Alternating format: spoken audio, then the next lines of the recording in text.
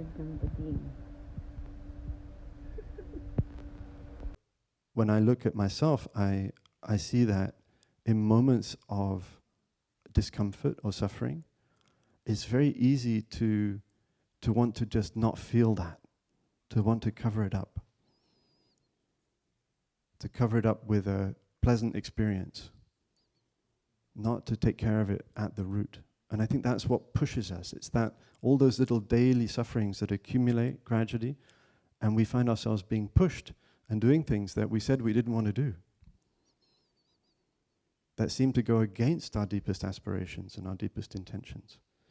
And this is why we come together and have Dharma sharing and look into our suffering and ask ourselves, how can I take care of those moments so that I don't get pushed by my discomfort, I don't get pushed by my suffering into doing things that are against my deepest aspirations. And we've seen that works. We can bring that practice to the leaders and the activists in the climate movement, and it transforms their lives. Nanonood lang ako ng Grand Finals. Yeah. You wanna play, wanna watch, I can stream. Anyway, you don't have to show up for anyone naman. It can still be healing. Healing bading and resting bading. So overtime na sila. Hehehehe. Hi, Snowy.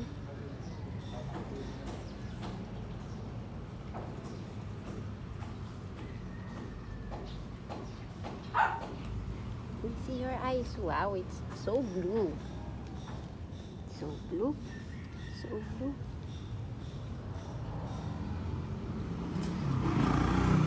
Hi. Ika na. Ika na sa amin.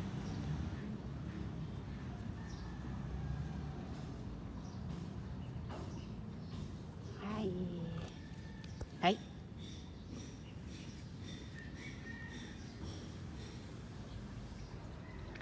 The white baby. Nice baby. White baby.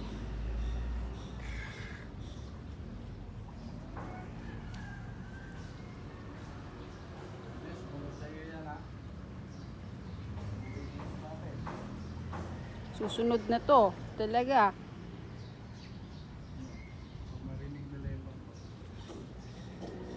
Hi.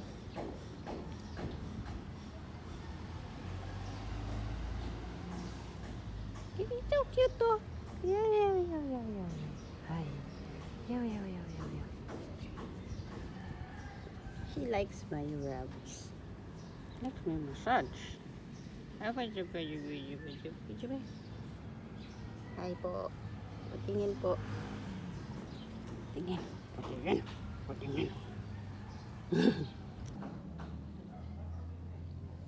Selfie tayo.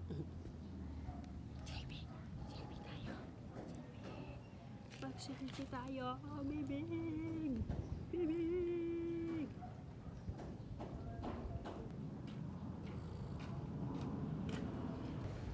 Ika, let's pray. Let's pray over there.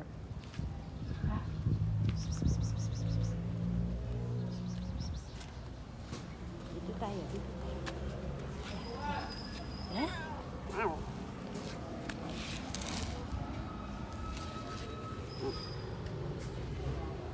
Let's pray. Ika.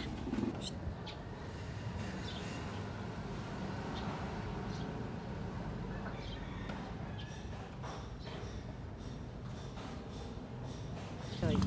Yeah. Hello.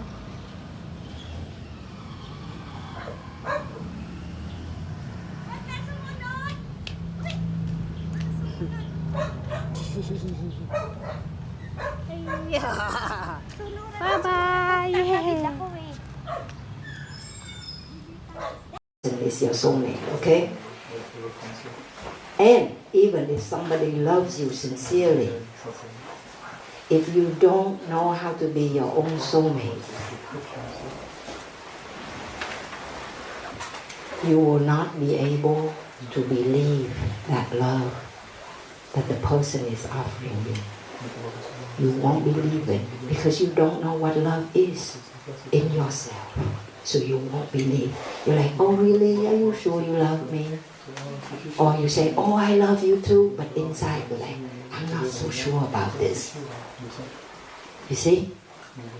Even if somebody really loved you, you can walk over that person. You can step on that person. Because you don't love yourself, so you sabotage yourself. So you will sabotage the other person. You see? And I'm saying this from my personal experience. This was what I did again and again and again in my life before I became a nun. I hunger for love because I grew up, my parents passed away when I was very young. So I didn't have parents raising me. You know? And the short years that I lived with my mother, she was so physically and verbally abusive that when she disappeared, I was just happy she was gone. But that need of a child in us, the need for love and attention, will always be there. And I see it in many of you. Even though if you have parents with you. And Thầy said one time, the practice of Buddhism is not for us to escape suffering. It's not for us to run away from suffering, but to use the practice to take care, to face suffering, and to heal and transform it. So it's very direct. And understanding need to go together with the practice, with application, with engagement. And therefore we can realize the wonderful nature of interbeing, of non-separate self. So without suffering, then we have nothing to understand about. Without suffering, we cannot grow in life. So, like Thầy said, no mud and no lotus. They interact, the mud and the lotus. Suffering and happiness also interact. May triceps na ako.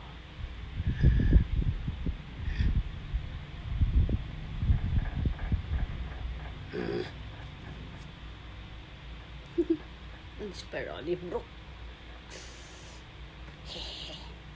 Game. Pressure.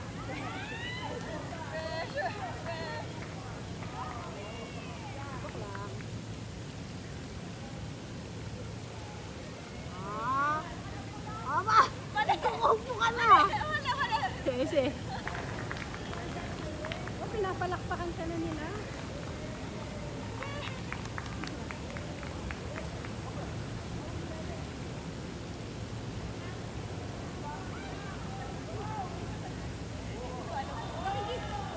Makikita mo din naman dito sa video eh. Forward spin. Oh, nice. Pabalik. Oh, nice.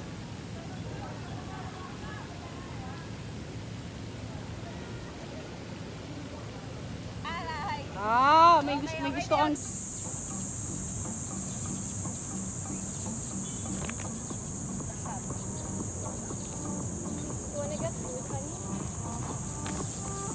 Kaya ako na kayo magsasalado na yung part.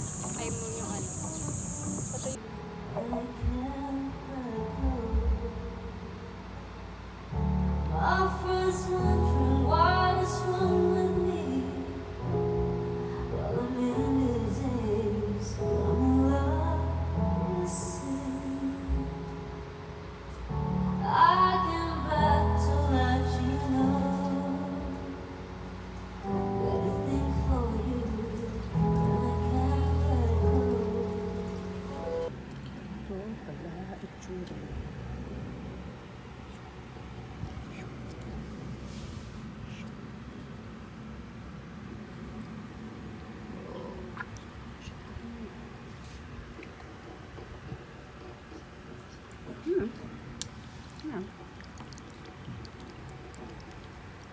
Wala siyang sago.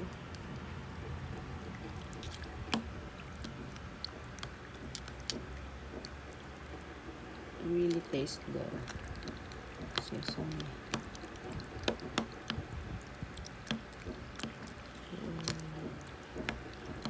Durog.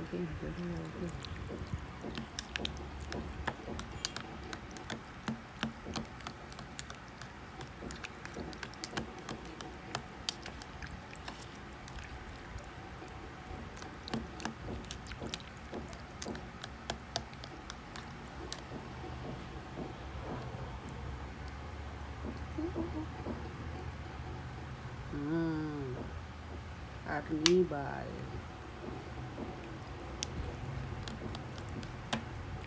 Let's go.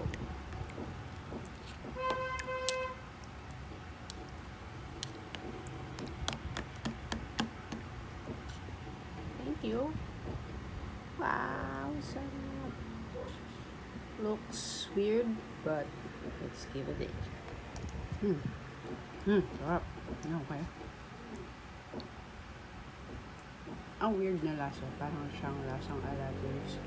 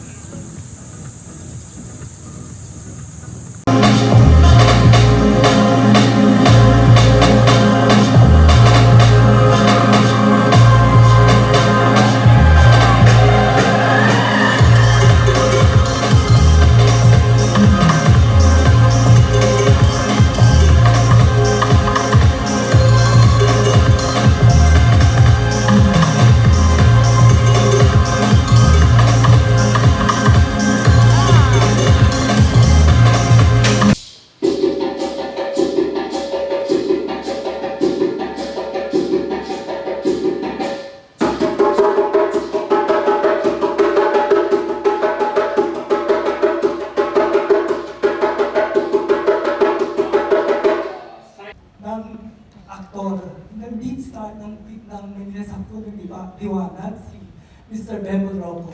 We'd like to follow Mr. Bembol Rocco.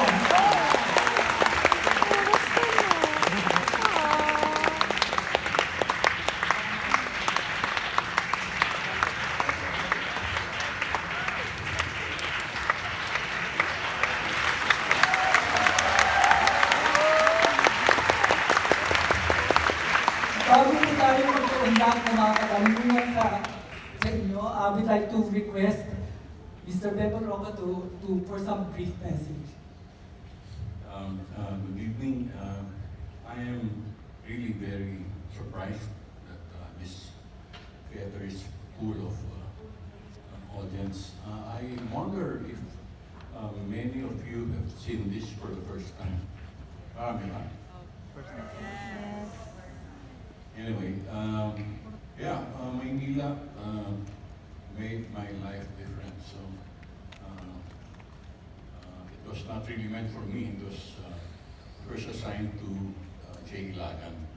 But for some reason, after 4 days of shooting, Director Lino Broca and Mike Pereon decided that it is not fit for Jay at the time. And that it's either they will choose a veteran actor or a newcomer. And that's where I came in.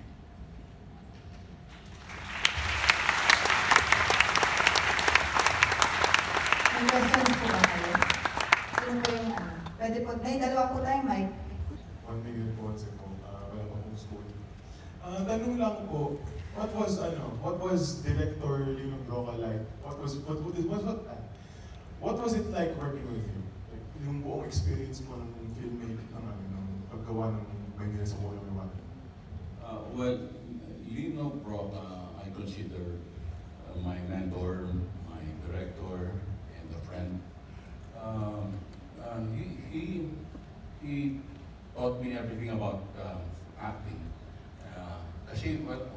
I didn't have the intention of becoming one. I never even dreamt of becoming an actor. So I'm basically an magic lang ako eh. Anyway, the film Tatlo Dalawa Isa was filmed 1974 in Cavite, one of the rehab centers. That's how I met Lino. We went to the rehab center of Father Bob Caron, their foundation, and he was there in the office because he wanted to ask for permit to shoot a film in Tres Martres.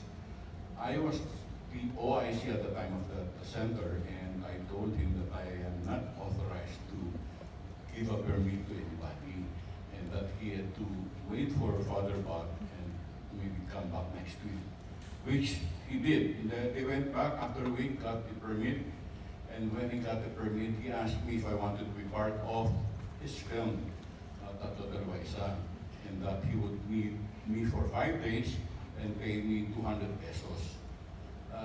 That was the clincher in 200 pesos. I was earning 600 pesos a month working for there. Kaya it was really a no-brainer. I mean, here comes a guy offering me $1,000 for 5 days work lang, di ba? That's what got my interest. So I did that film, and after it was shot October, it was shown November, and after that showing, December, Lino calls me back again, asked me if I wanted to try stage. Sabi ko, ano yun? I had no idea what stage was. So, sabi niya, vale, pumunta ka na lang dito sa Fort Santiago to give you a script, you study it, and we'll do the play. So that's how I got into theater. At the time, he was already talking about Maynila naman, and that Jay Lagan and Hilda Coronel were the lead stars. Diba? So, kaya that's the reason why he chose me for that film, kasi nga hindi ko si Jay. So, yun, that's destiny. Hello po, Sir Benboy. He just did the perfect job of directing this film.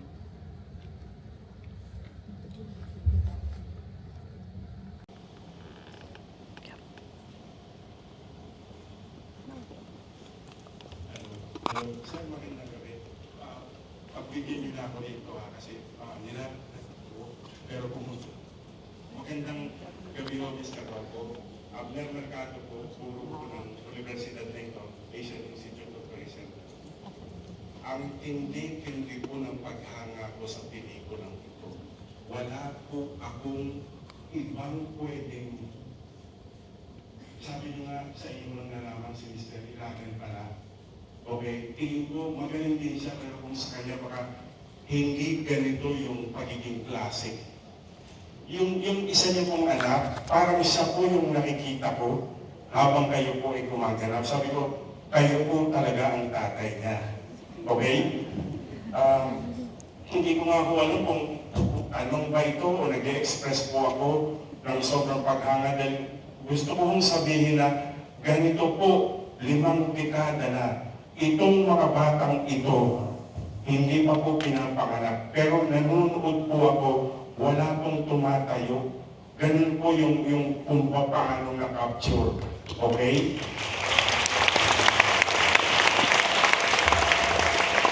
Kumbaga, itong pelikula pong ito talagang generasyon po talaga, yung kumbaga timeless. Okay? Magpipelikula po rin kasi ang tinapos ko dito. Biblia po namin ito. Itong pelikulang ito. Para sa akin ito na po, maraming ginawa sa Mr. Broca, pero sa akin po ito po yung pinakasukdulan. Okay? Alam niyo naman po kami po Instagram, ano po ba? Okay. I follow Miss Coronel. Sabi ko sa kanya, hello po, baka po may tayo kayo. Ipapalabas ngayong hapon yung Maynila. And then kinunan ko po yung billboard dito. Sabi ko, Mr. Rocco is coming. Okay? Tapos sabi ko, full house po ito. Okay? Mukhang hindi po siya nakarating ngayon at hindi pa rin naman po niya binabasa ito. Pero Si Miss Coronel din po ba ang first choice? Kung hindi kayo ang first choice doon sa Julio Madriaga, siya po bang first choice para doon sa Ligaya Paraiso? Tapos magpapalaw po, pag isasara po itong magiging paghanga po sa pelikula niyo. Maraming salamat po. Maraming katotohanan po ang sinabi niyo. Ang pelikula to, 50 years, I mean, it's amazing, unbelievable. Has made waves for in international countries, diba?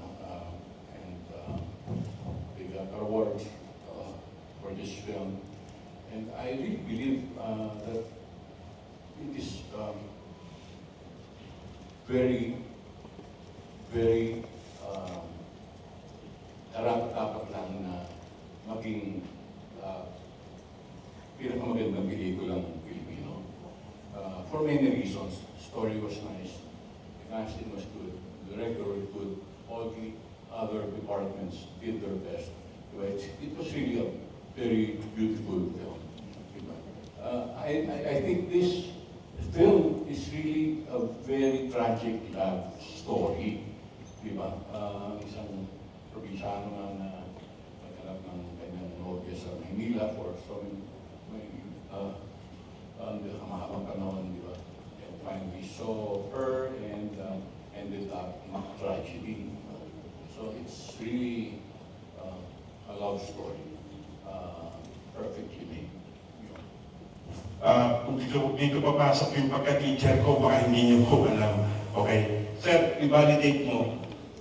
Nobela po kasi ito bago ipinilikula. Okay? Nagkaroon ng tension si Mr. Edgardo Reyes saka si Mr. Broca. Wala po yung anggulo na nag-call boy si Mr.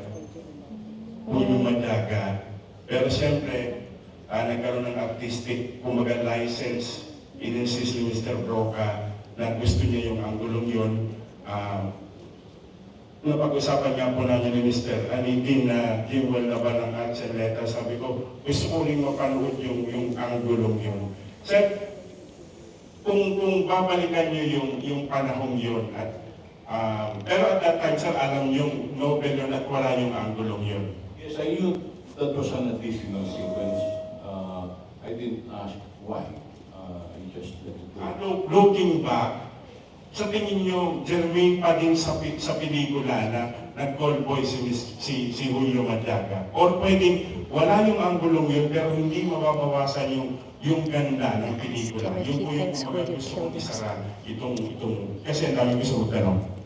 Personally, I think pwedeng wala na yun. Pwedeng edit out yun. It was not part of, una-una hindi nga part ng story ni Edgardo Reyes. So I think that could have been deleted. That's my own opinion. Okay, salamat ng marami, sir.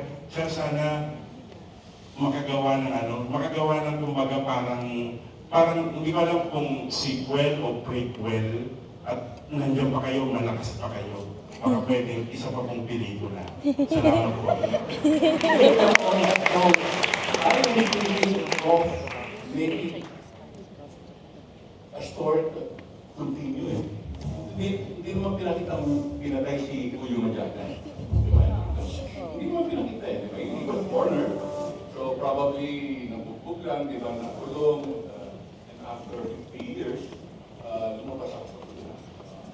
From there, story goes. Magandang gabi po. Ako po si Rems, alumnus ng UP College of Mass Comm. Nag-work lang ngayon sa TV. Hindi ko na babanggitin. Nakalimutan ko na yung nobela, pero nabasa ko na siya. Tapos napanood ko na ulit ngayon. So, nakamamangha rin na maraming nanood, maraming nag-abang, maraming gustong makita yung obra ni Lino Broca. At siyempre, nasurpresa kami na nalagap tayo. Sususugan ko yung nabanggit niya, Sir Bembol, na kasi open-ended nga yung istorya nung Maynila sa Kuko ng Liwanag. Dahil nga sabi niyo nga, pwede pang magpatuloy yung istorya. So feeling ko naman parang handa rin kayong isabuhay muli si Julio Madyaga. Pero kung itutuloy na natin yung istorya, paano nyo gustong magtuloy yung narrative? Tsaka paano nyo siya itatahid dun sa realidad ngayon na, well, TikTok generation na ngayon. So, yung attention span din ng mga tao ay umiikse at nag-iiba na rin yung perspektibo nila sa buhay. So, paano nyo po may sasabuhay yung bagong kwento? Tapos, sorry sir, sisingitan ko na lang din. Kasi syempre, uso sa panahon ngayon yung mga remake. So, sa tingin nyo ba kung i-remake ito, sa anong uri? Pelikula ba o serye? At parang sa tingin nyo po, sino yung nararapat na muling magsabuhay ng mga papel? Yun lamang po. Salamat. Yun guys, nasa isip ko lang na buhayin nga si Julio Madyaga. Ito tutuloy ang kwento ng Maynila. Meron akong mga nakausap na writers to write the continuation of Julio Madyaga. And meron din naman akong mga iniisip na pwedeng isama sa storya. So I have a script right now, but I am not very happy with it. Diba? Parang marami akong gustong dagdag, marami akong gustong tanggalin. And wala, parang namatay na lang ng isa. So, I still want to do a remake somehow. I don't know how it will happen.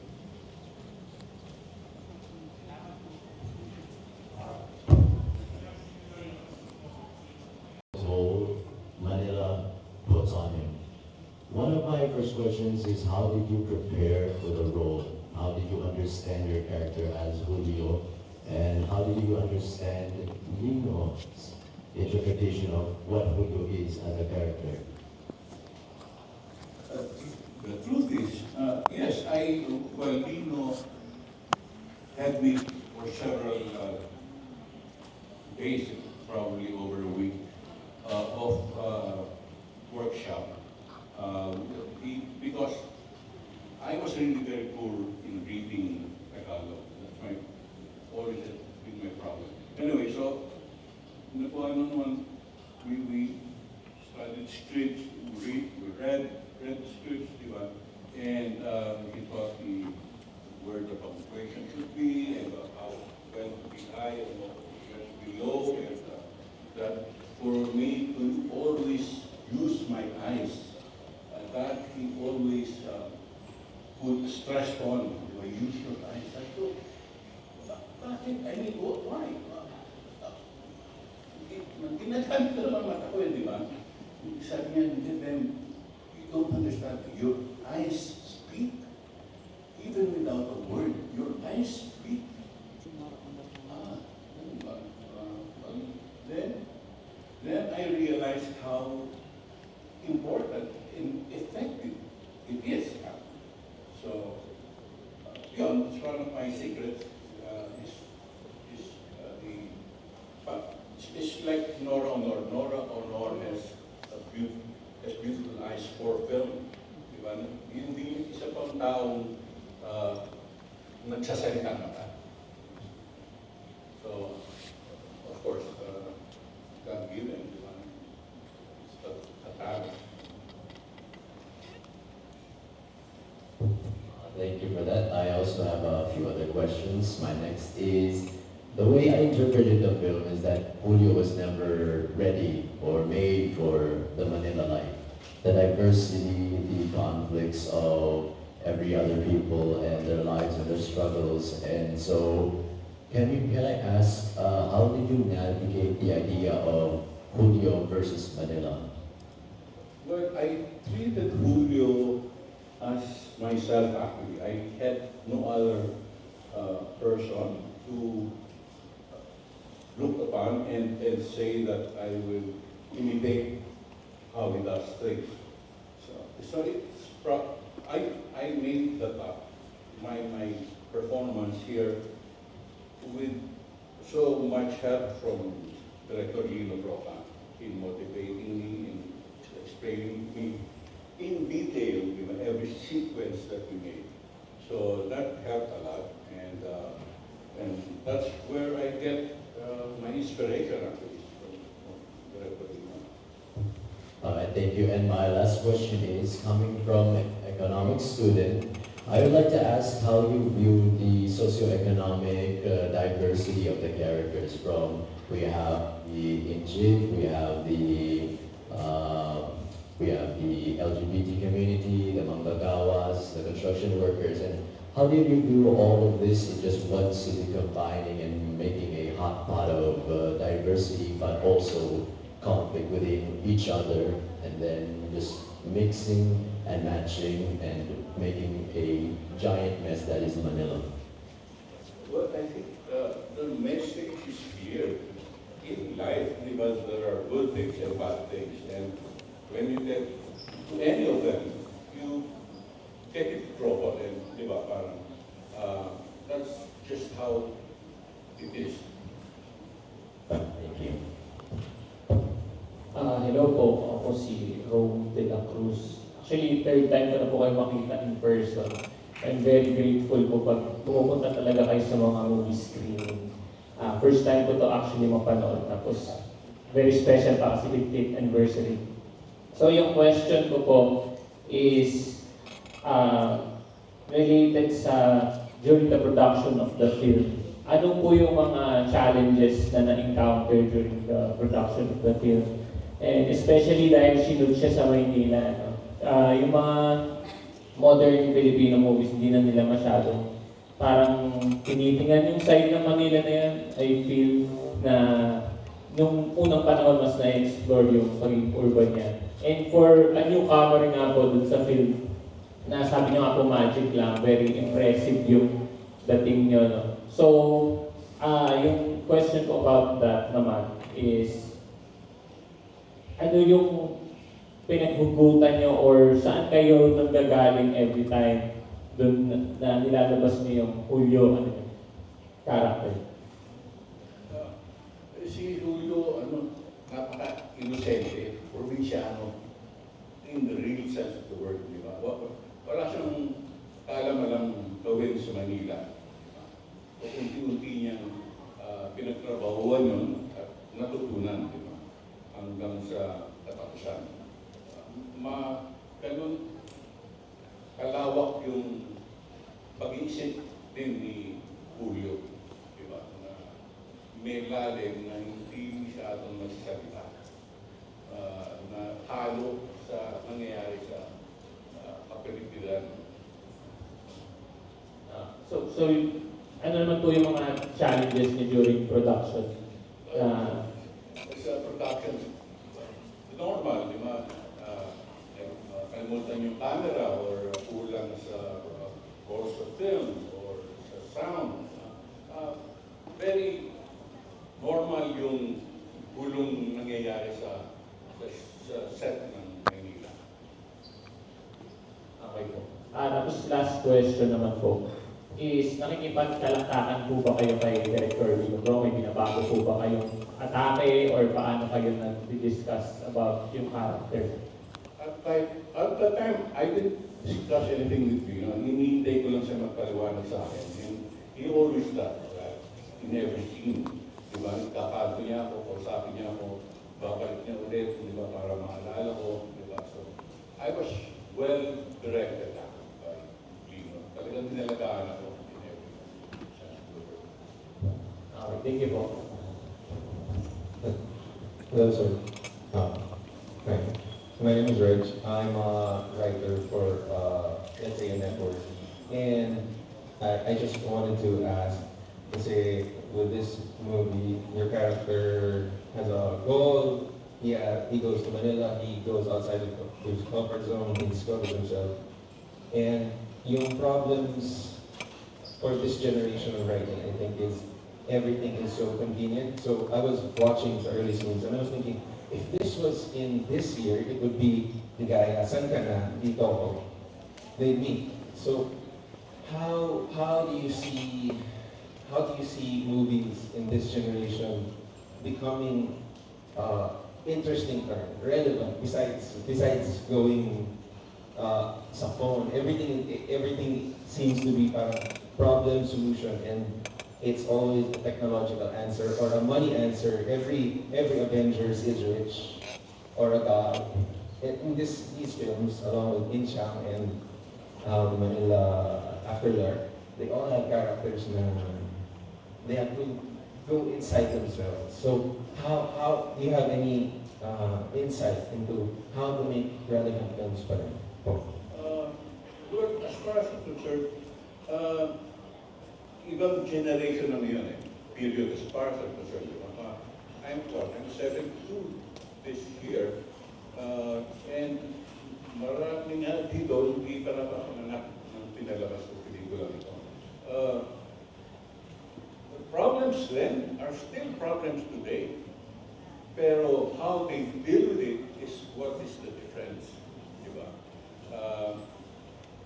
Mas malawak pa nga, in fact. Ang problema ngayon, napakalawak pang nadagdag doon sa pinakita 50 years ago. I really have no answer to that question. Hindi ko alam paano makakatulong o paano kung anong gagawin, kung sino makausapin, kung, di ba, I just don't have that right now. One last minor question. If you had a chance to reshoot or relive any one scene of a movie, just one scene, one that you really enjoyed or found very fulfilling, which scene would it be? Yeah. I would like to expound more on Ligay Paraiso and Julio Mendez. The relationship. Yeah. Thank you, sir. Hello po, good evening. My name is Erin po. Before I start my question, I guess I want to address the mention kanina, sort of interpretation of the film. He said na Julio wasn't made or ready for Manila. I'd actually like to argue na no, in fact, Julio actually stood up to Manila. I think it's not Julio versus Manila, it's Julio is Manila. We have to remember that really the city is not just Manileños, but really people from all over the country na pumupunta dito para makipagsapalaran. And I think I can say that talaga in behalf of, I guess, the Visayans. I'm Visayan po. I'm from Northern Samar actually. I'm not here for I'm not here for any particular reason. Actually nga po, this is quite an unexpected setting, even having a floor with me. So ayun, I guess, it's not that Manila is objectively hard. I think it's that Manila makes life hard for people like Julio. So, ayun. My question for you is, na-mention kanina the ice thing. That's what hit me po talaga kasi at the end of the film, that was sort of the last moment. And in fact, I got emotional seeing your eyes kasi the shift po, it was like, it's a different character. With that said, you're always such a presence in each scene you're in. But somehow po, in the scene of Ligaya when you two met na, when you were in bed, and the whole sort of unraveling of what she's been through, somehow you disappeared. And I guess that says a lot about the director kasi really that scene was about her and her than us. But I'm curious what your role or place in that was. Did you actively sort of like set aside ka for the actress and the character and what that scene was touching on? Or if wala naman po or you don't have any insights on that, siguro can you speak po on that experience of shooting that film and also perhaps maybe reading about it? Kasi I think punot dulo po, that's what the scene calls for. I mean, we have a lot of male characters, but really the female characters we have centralized upon prostitution. And so that's really a central po na scenes. So can you talk to us about that? Thank you. We have a very good insight about this film. It's quite complex, di ba? Dahil sa maraming bagay. Ang maganda lang dito ay nakipakita ni Direk Lino yung toong buhay sa Metro Manila. Di ba? Yung dumi, yung gulo, yung dami ng tao, di ba? At ipinasok mo isang probinsyano dun sa lugar na yun na talagang maliligaw, he will get lost and hindi mabubuhay sa Maynila ng matagal. Diba? He has to go back home. Parang ganun. Yun lang naman ang pinaka-importante yata dun eh. So, yun. What else can I say? Yung sa scene po na they were together na invite po ni Ligaya, how was that like po, filming that? Kasi it was quite a strong one po for the character ni Ligaya po. How was that like for you? Yung model scene? Yes po. Thank you for reminding me kasi Hilda Coronel was just so good in this scene. Grabe, mahaba ng line niya. She delivered it straight and convincing. And her movements were all just perfect. That's how good she is actually. Kaya nga, my thoughts on this is that sana nga mapalawak pa yung silang dalawa. Amazing actress, Rita Coronel. Thank you for that answer, Senator.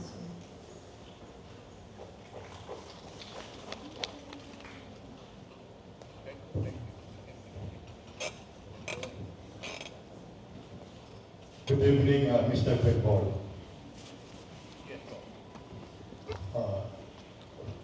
First, I would like to tell you that we were church mates in Sacred Heart in the past, and that was when we were younger.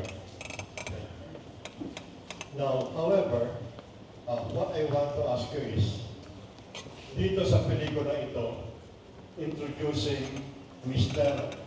Rafael Rocco Jr. What preparations did you get in order to perform a role as sensitive as this one? Okay? And number two,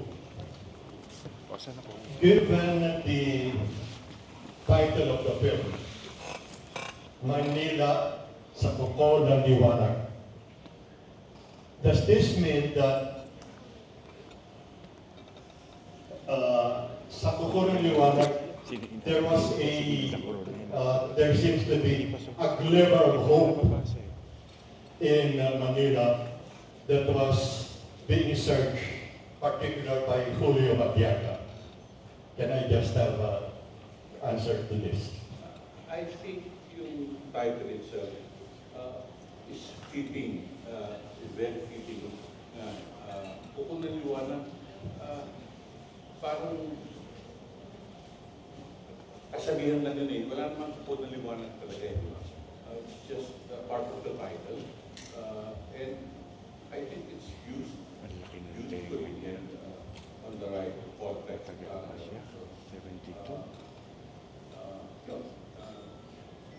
That's why it is a great film.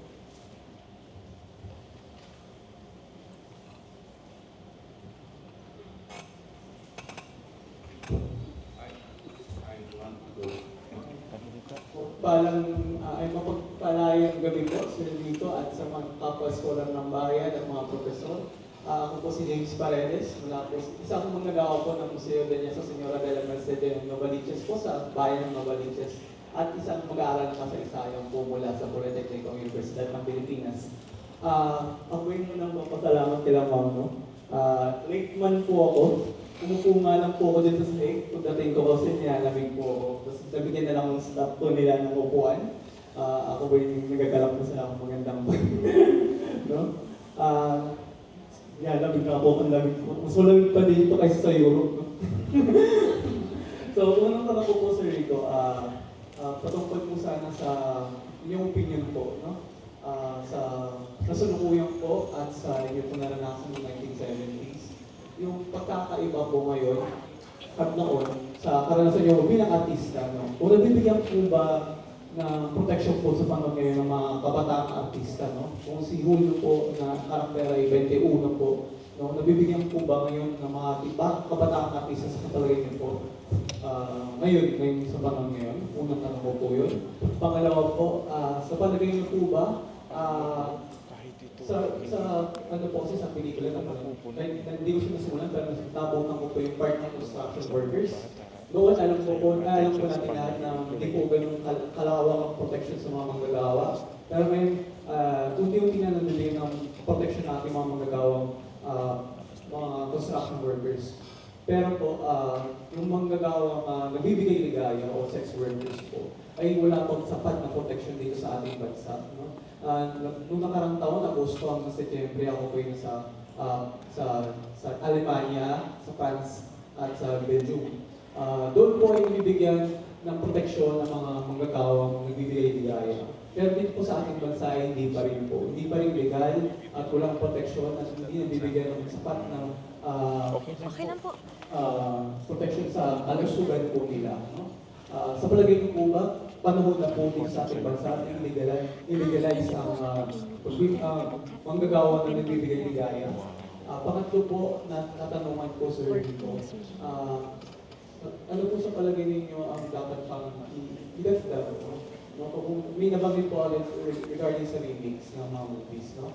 Pero katumbas po ngayon ng isang Hulyo ay ang mga manggagawa po na nagbibigay ligaya naman sa mga social media, Twitter, ngayon X na, sa Telegram and such. No? Pero hindi po pa rin sapat ang mga protection na yun, no? Kasi limited po ang prostitution sa Pilipinas. No? Technically ay sila po ay pwedeng hulihin, no? Lalo na mga minor de edad. No? Sa palagay ko po ano po dapat, ano po ma-advise mo sa mga kabataan na nandito po ngayon. And then pang-apat po Sir Rico, ano po papayo niyo po sa aming mga kabataan? Ako po ay isang 24 anos manggagawa lang din po sa isang museo. And then, isang mag-aaral ng masalita. Ano po may bibigay ng payo, no? Ngayong September 21, kasalo ng mga pagkakaganda ng mga kayo. Na tunay na ba malaya tayo sa isang sistema na meron pa tayo noon. Maraming salamat po. Ang masasabi ko lang dito, itong generation na kayo all together from our generation. Ibang iba na ang mga kabataan ngayon kaysa sa panahon namin. For example, sa cellphone na lang na hindi magkakabitawan kahit ang nangyari. Noong panahon namin, walang ganyan. At kung meron man sigurado hindi pwedeng ganun ang dami. Ibang pag-iisip, ibang hakuna. Ganda sana, yung si Hilda Coronel katabi niyo. No? Very complex na ang buhay dito sa Metro Manila. Napakahirap, napakamahal na ng mga bagay-bagay. Di ba? Pagkain, tuition, lahat tumasa eh. Lahat mahal na eh. Nalulungkot na ako dahil sa present Senate natin, President Subanes, wala naman silang nagagawang tulong pa na mas klaro para sa mga tao. Kulang na kulang ako sa mga ginagawa nila kung meron naman. It is very frustrating for an old man like me to see how things are going in this country. Nakakalungkot ang mga Pilipino. Aping-aping ang mga Pilipino. Walang proteksyon ng mga Pilipino sa mga namumuno. Kawawa naman. Kawawa bayan. Sana abot ang pa'y panahon na makita ang tunay na pagtrabaho para sa Pilipino.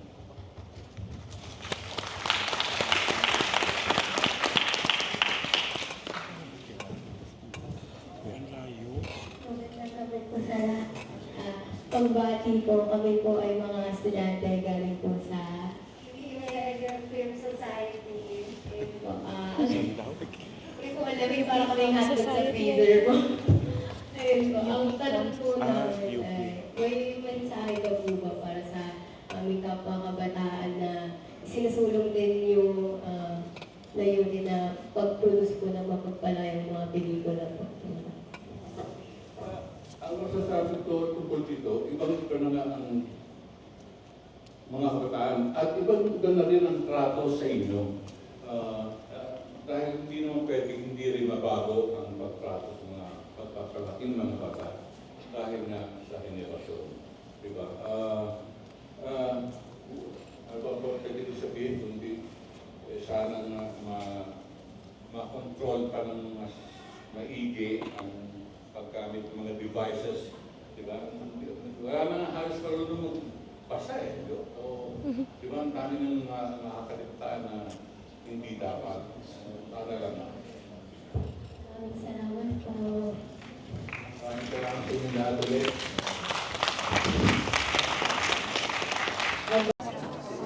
I saw your first film.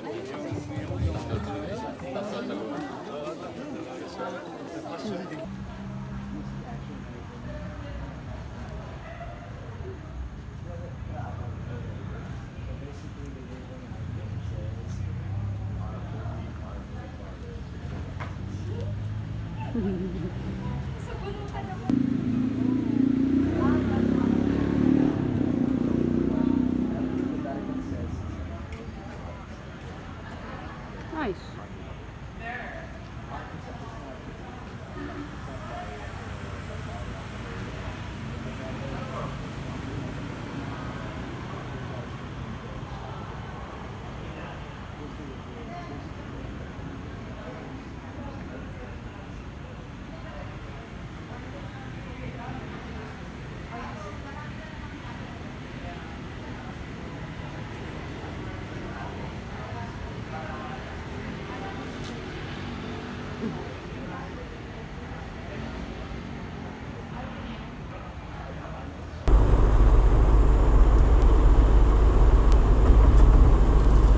Nahuli ko siya.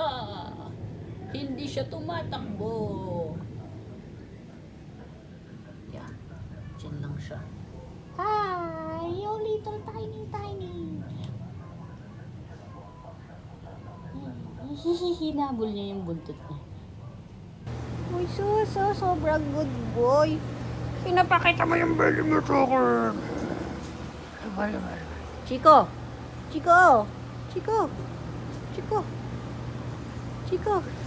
Chico, marap ka naman dito, uy. Para ka namang, uy, buhay ka ba? Chico! Ayan, very good, Chico. Chico, pansinin mo ako. Marap ka dito, Chico!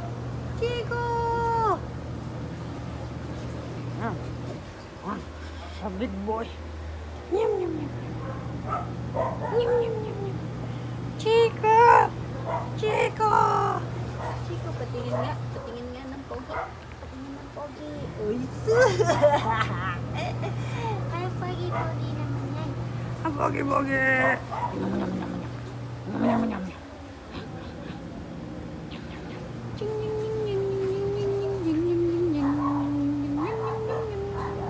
That was just a dream. That's me in the corner. That's me in the spotlight, losing my religion. Oh. Busy ka, di ba? Wala kang panahon sa mga kumakawal na kapitbahay na aso. You're getting rubs. Premium rubs, boy. Premium rubs. Tingnan mo ako. Chico.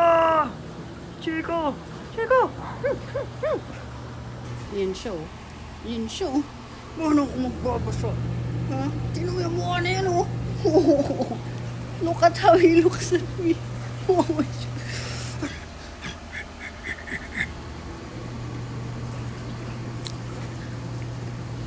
Ay, Jesus.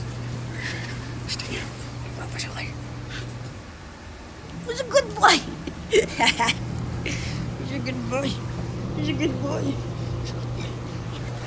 Pika. Pika. Yeah? Oh, because I said so. Because I said so.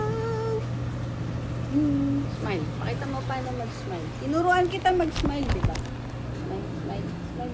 Smile, boy. Smile, boy. Smile. Yeah. With your eyes also. With your eyes. Smile ka with your eyes. It's 4 a.m. and I saw someone swimming.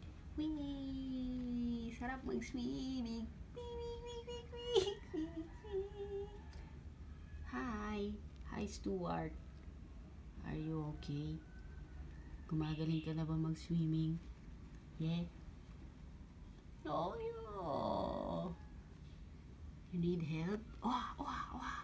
Wow, such good swimming skills. Oh no! Huwag kang tumalon sa akin, ha? Oh, damn. Good job staying afloat. That's it. Keep your nose up. Yeah. I can help you. I can help you, but should I? Kaya mo yan. Yeah. Oh, let's go. Yay, diving! Hi! Parang nangangampay niya.